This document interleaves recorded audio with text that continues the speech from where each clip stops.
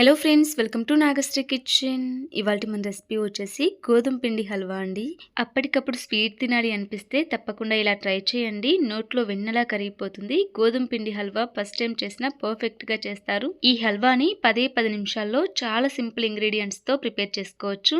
So మరి ఇంకేమాత్రం late చేయకుండా ఈ గోధుమ పిండితో హల్వా ఎలా ప్రిపేర్ చేసుకోవాలో చూసేద్దాం. ముందుగా స్టవ్ వెలిగించుకొని ఇలా వెడల్పుగా ఉండే ఒక ప్యాన్ పెట్టుకోండి. అందులోకి 1 కప్పు దాకా గోధుమ పిండి వేసుకోండి.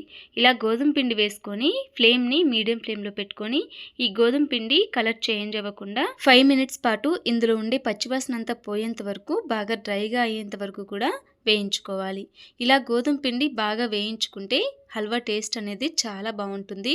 ఇలా గోధుమ పిండి వేయించుకోవడంలోనే ఉంటుందండి టేస్ట్ అంతా. అందుకని ఇలా బాగా వేయించుకోండి. ఇలా వేయించుకున్న తర్వాత నెక్స్ట్ ఇందులోకి మనం ఏ కప్పుతో గోధుమ పిండి తీసుకున్నామో అదే కప్పుతో ఒక పావు కప్పు దాకా నెయ్యి వేసుకోండి. ఇలా ఫస్ట్ ఒక 2 స్పూన్ల దాకా నెయ్యి వేసుకోండి. ఒకసారి ఇలా బాగా కలుపుకున్న తర్వాత మిగతా నెయ్యి మొత్తం కూడా వేసేసుకోండి. చూడండి, ఇలా నెయ్యి వేసి కలుపుతూ ఉంటే కన్సిస్టెన్సీ ఇలా లూజ్గా అవుతుంది. ఇలా ఒక 2-3 నిమిషాల పాటు నేతిలో గోధుమ పిండి బాగా వేగిపోవాలి. ఇలా ఎంత వేగితే అంత టేస్టీగా ఉంటుంది హల్వా. అది గుర్తుంచుకొని ఇలా బాగా వేయించుకోండి. ఇలా బాగా వేగిపోయిన తర్వాత నెక్స్ట్ ఇందులోకి మనం ఏ కప్పుతో అయితే గోధుమ పిండి వేసుకున్నామో అదే కప్పుతో ఒక 2 కప్పుల దాకా నీళ్ళని వేడి చేసుకోవాలి. ఇలా వేడి చేసిన నీళ్ళని గోధుమ పిండి మిశ్రమంలో పోసుకోవాలి. ఇలా పోసుకుంటూ బాగా కలుపుకోవాలి.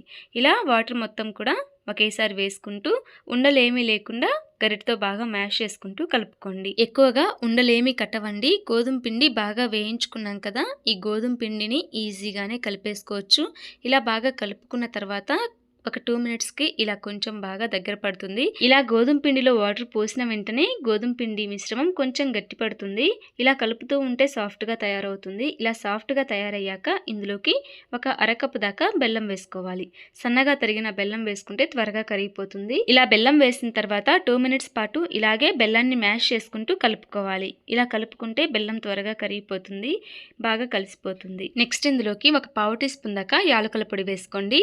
యాలకుల పొడి వేసుకొని ఒకసారి ఇలా బాగా కలుపుకొని నెక్స్ట్ ఇందులో కొన్ని సన్నగా కట్ చేసిన డ్రై ఫ్రూట్స్ వేసుకోండి.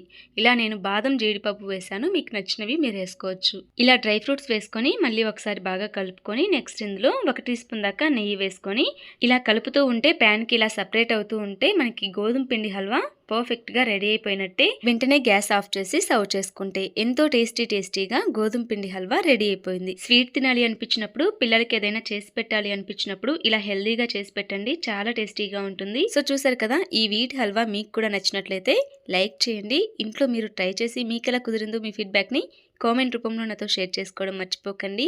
అలాగే మీ ఫ్రెండ్స్ అండ్ రిలేటివ్స్కి ఈ వీడియోని షేర్ చేయండి. మరిన్ని టేస్టీ వెరైటీ సింపుల్ రెసిపీస్ కోసం మన నాగశ్రీ కిచెన్ ఛానల్ని సబ్స్క్రైబ్ చేసుకోండి.